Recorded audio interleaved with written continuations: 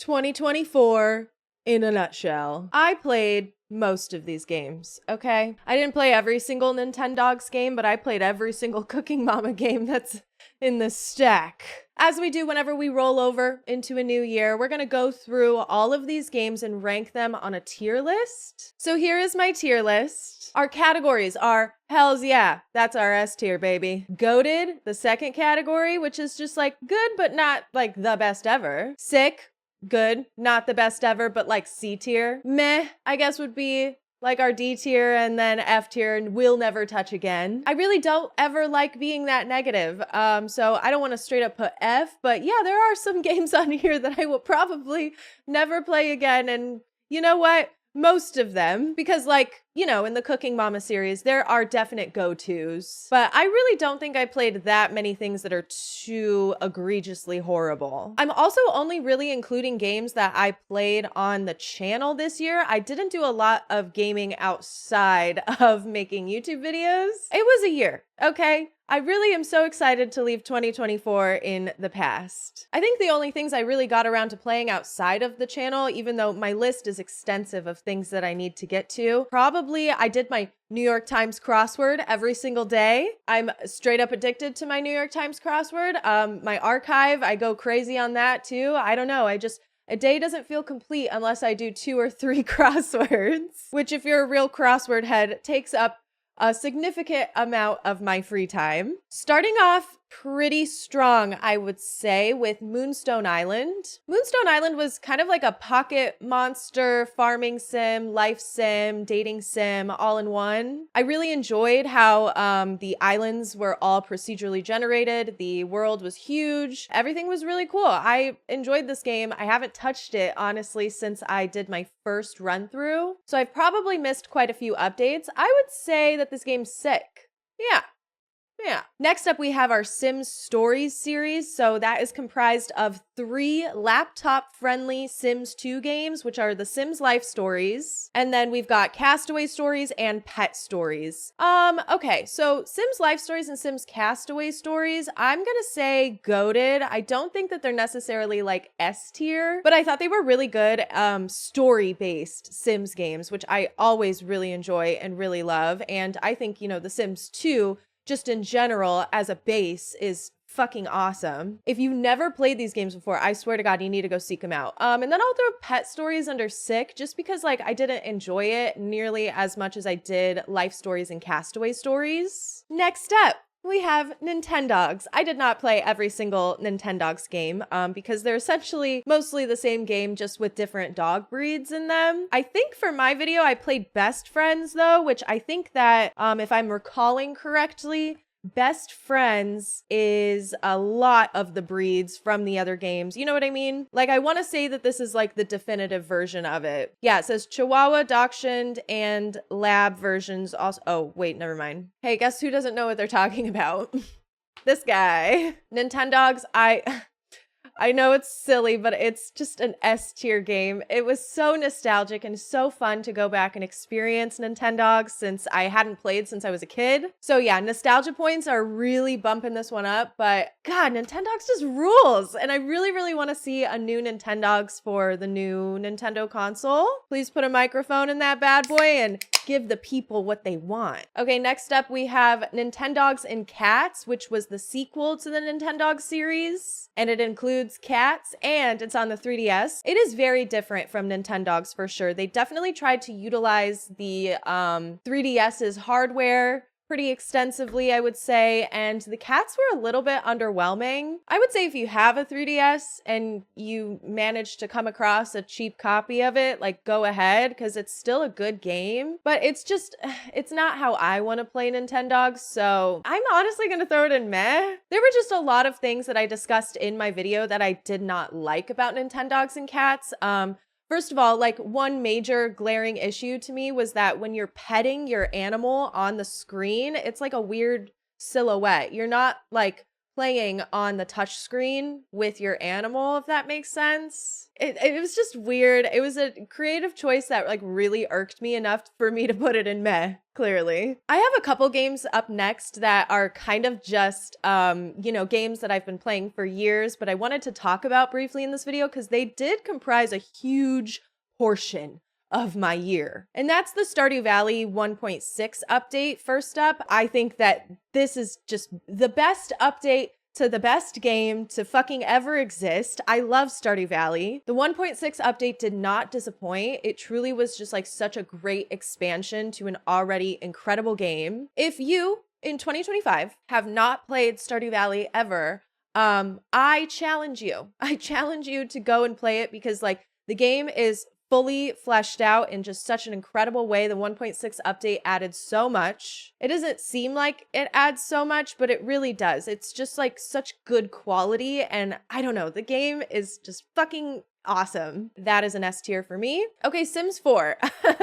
Lately, I've been kind of talking a lot about how I've been very much enjoying The Sims 4 lately, especially the recent expansion packs. I actually this year plan on talking about like every single pack for The Sims 4 and every single kit and just going through everything and playing it all because I'm just so curious what a lot of the older packs that I chose not to buy back in the day, what those are like. And it's really exciting for me. I'm super excited to embark on that series with you guys. So I hope you'll join me. But yeah, Sims 4 lately, I talked about it just recently in December on my channel, that it is a goated ass fucking game. I'm sorry. Like I really, really love this game. And I've especially opened up my heart to it quite a bit in this last year, whereas before I was a lot more critical. I can't lie, I've thrown in so many hours this last year than I ever have in The Sims 4 just on my own playing by myself because like I love it. I just truly love the game. And so if you're curious to know what I have to say,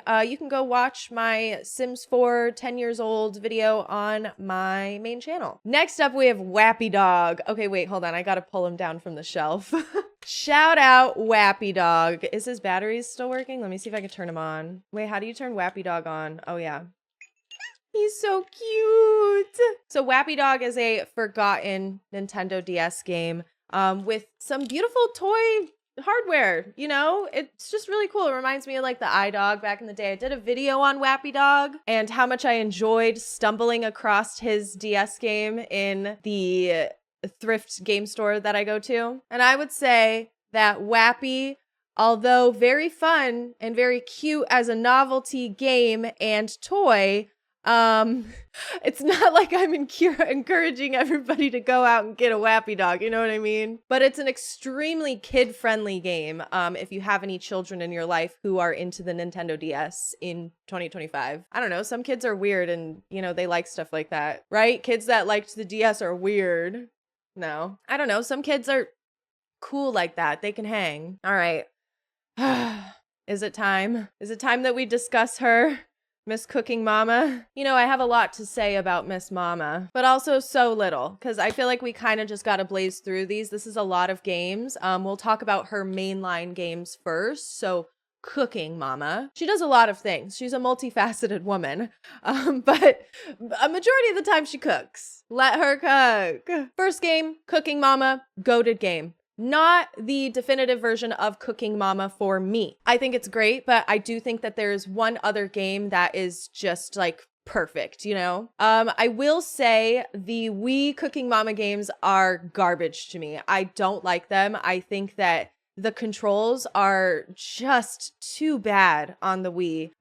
I tried so hard to like these and I felt like it was just so clunky and awkward. And I really, really hated the art style. So yeah, Cooking Mama Cook Off, you are going into Never Touch Again. I'm also just throwing in Cooking Mama World Kitchen into Never Touching Again. Fuck that. I really thought these were so bad. But, you know, she does have a good Wii game. We'll talk about it. The definitive version of Cooking Mama for me is Cooking Mama 2 Dinner with Friends. I just think that This is an S tier game. It has everything that you love about Cooking Mama. It's a way more like polished version of the original Cooking Mama game. So many more recipes. Yeah, no, I think that if you're in the market for a Cooking Mama game for the DS, like you definitely should look into Dinner with Friends first. The rest. Okay, the rest, they always keep trying to like reinvent the wheel, right? You know, the cooking mechanics generally stay pretty much the same, and they do kind of get better a little bit in each game that goes on, but I really did not enjoy the whole like stress on mini games that all of these had. And a lot of them had good ideas, like Cooking Mama 3 Shop and Chop. You know, it's a cute little, it's shovelware. It's shovelware. I'm sorry, but it's cute. But like Cooking Mama Sweet Shop, you know, she really, I feel like, could have expanded on this whole like we get to have our own shop idea, but failed to do so. So it's kind of like a really rudimentary system, and it could have been better. So yeah, you know, I'm gonna say that. All right, let's see here. Shop and Chop, meh. All of these are going meh. Sorry about it. Cooking Mama Cookstar, or as I like to call it, Cooking Mama Cockstar. Okay, Cookstar, I talked about this in my Cooking Mama video. It's a Cooking Mama game that is forgotten. I bet a lot of you didn't know that there was a Cooking Mama on the Switch. Well, it's kind of like technically unofficial. There was a lot of drama surrounding this game. It got pulled from the shelves, so you could still buy it on Amazon. You know, there's still retailers that are selling it. But yeah, Cooking Mama Cookstar, I didn't think it was so terrible on the Switch. Do I think it's sick? No, it's definitely a meh game. But yeah, I won't go into it too much. Okay, so next up we have the Cooking Mama spin-off games. Gardening Mama, I will never touch again. This game pissed me off so bad. It was just like incredibly hard, and I really did not like any element to it at all, because it was so repetitive. Like at first you're like, oh, this is kind of cute, like we're gardening, and then it just gets so bad, repetitive bad. Crafting Mama though, I loved Crafting Mama. And you want to know why? Because she's not trying to reinvent the wheel here, okay? Instead of cooking recipes, it's quite literally just crafting recipes. And it's a lot easier, and so it's just much more of like an enjoyable experience. It's a lot easier to get those gold medals. And so yeah, it's just fun all around. I fucking loved Crafting Mama. You know what? I'm throwing it in hells yeah. It is probably the only Cooking Mama game outside of Dinner with Friends that I actually went and did every single recipe for. Because a lot of these, like, I was just trying to get the gist and unlock all the recipes, but I wasn't gonna do all the recipes, you know what I mean? Okay, Babysitting Mama. Babysitting Mama was so fun. So it comes with this toy. It's a baby, and I'm going to cherish this forever because yeah, while it is kind of like a clunky, rinky dinky, oh, gotta put my baby back in there. Sorry, honey. It's a little bit of a clunky, rinky dinky Wii game. Like it doesn't always work right. It is just massively entertaining, and it is so fun. I had the most fun playing this for the channel. I really just, it's a fucking S tier game.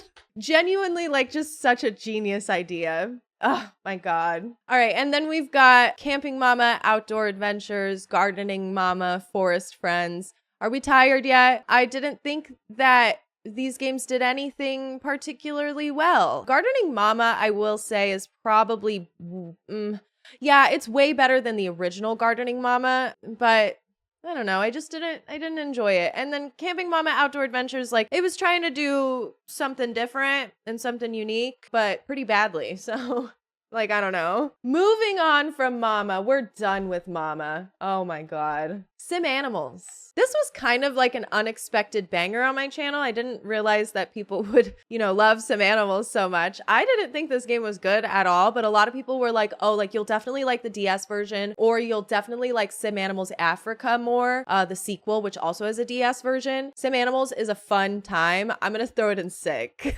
I felt like the game was like irritating in a bad way, but it was so fun to throw my animals all across the map. You know what? Yeah, it was fun. It was fun. Next up, we have Fields of Mistria. This is a farming sim, dating sim, life sim that is currently in early access. And I really like the game and I'm really excited to see where it goes. I'm going to throw it in goated just because, yeah, no, I think it's good. It has like a really solid foundation. It has potential, I think, to grow in popularity. And I think that once it's out of early access, I'm super excited to see where the game ends up. Right now, you can play about a year in game before you start to kind of like run into that early access brick wall. So yeah, no, I'm super stoked. I want to see where it goes. I really like the romance in the game. I do think that a lot of the cutscenes need adjustments. I think just like in general, the main storyline could use a little bit more conflict. But yeah, I don't know. I thought it was good. Cult of the Lamb, I also thought was a goated game. I played that for Halloween this year. I didn't expect to love Cult of the Lamb so much, but yeah, no, I think it's a great game. I want to get all of the DLC and play through that just kind of like on my own time because I really liked it. I love being an evil cult leader. I just love being evil and nefarious. Okay, MySims Cozy Bundle, which was the re-release of MySims and MySims Kingdom. I worked with EA on the MySims Cozy Bundle release. I was able to make a lot of content with them. I got an early build of the game, so I was able to play it about 2 or 3 weeks before release. And, you know, as somebody who has been a champion for MySims on my main channel for several years and just talked a lot about how like I really wanted to see these games come into the modern age this decade. Yeah, I thought the MySims Cozy Bundle rocked. I think they made a lot of like really good improvements to like already really solid and great games. Quality of life, like those loading screens being cut down from like minute plus to mere seconds. Like, I don't know. I ride hard for MySims. I really, really want to see them make a sequel. So I was very excited to work with them. And hopefully you guys all liked the MySims Cozy Bundle, the ones who did get it. MySims Kingdom is genuinely in one of my top 5 games of all time. So I really, really hope you guys enjoyed that one in particular. MySims is also great. It's not in my top 5 games of all time. MySims Kingdom is like genuinely just like one of the cutest, funniest, most adorable games ever. It's so well done. And MySims is really good too. And I'm just like, I'm so excited. You know, it's on a modern console. I want to see them make more of these retro games that, oh God, did I say retro games? You know what I mean? But like, I think technically we're like pretty on the mark there in terms of time and technicalities. I want to see more of these games make appearances on modern consoles because they've had a good 30-year run of making incredible Sims games and Sims spin-off games that are just unfortunately stuck on these older consoles. And like, we need to see them come to the modern day. So yeah, that's where I'm at with that. MySims Cozy Bundle, I'm throwing it in fucking hells. Yeah, dude. I didn't get around to as much Nintendo as I wanted to this year. I have so much shit on my shelf that is just like sitting there collecting dust because I just really haven't had time, or nothing's really drawn me in besides Echoes of Wisdom did in fact draw me in. And I did really like Echoes of Wisdom, but there were so many things that irked me, particularly the ending, and I didn't think more than like 2 of the dungeons were stellar. You know what I mean? Yeah, I don't know. I thought it was still a great experience though. Nintendo, I mean, it's quality, baby. So it's going in goated. The last thing that I didn't play for the channel, this is the only one.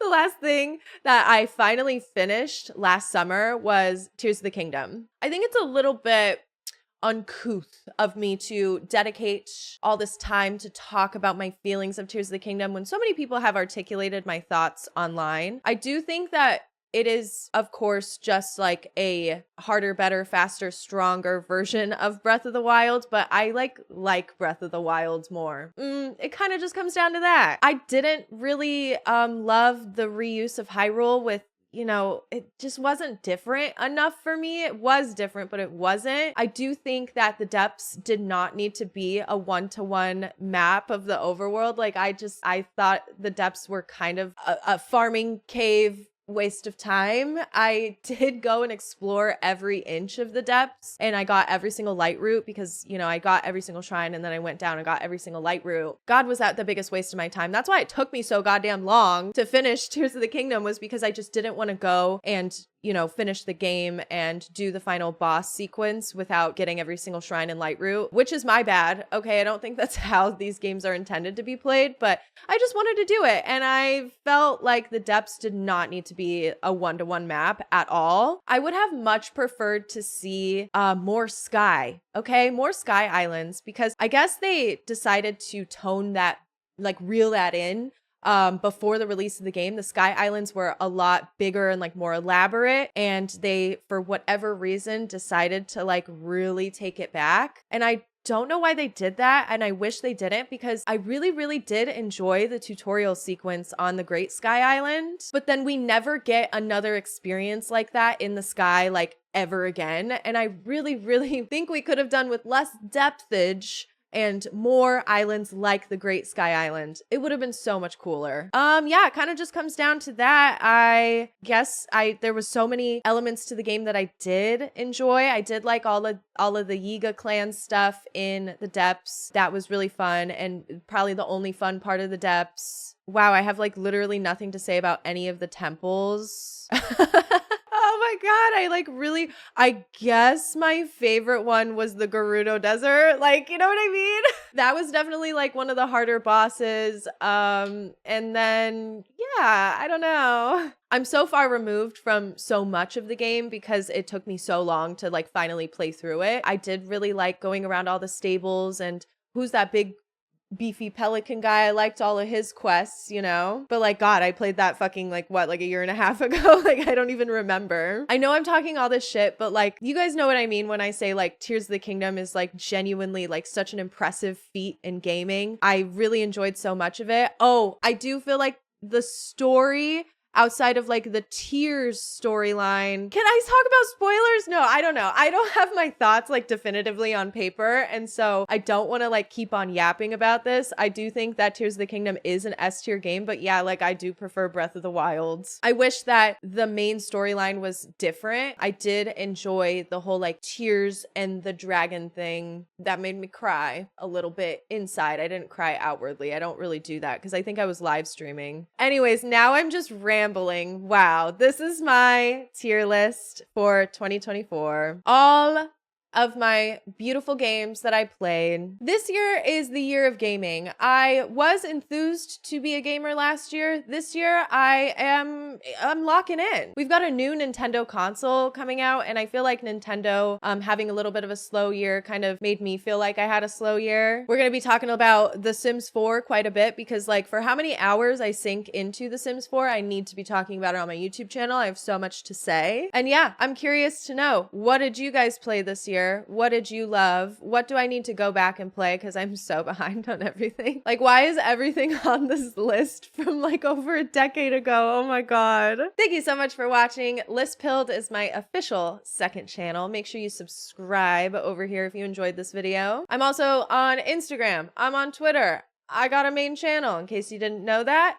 And yeah, feel free to go check those out. I hope you're having a great day and you continue to do so. And I will see you in the next one.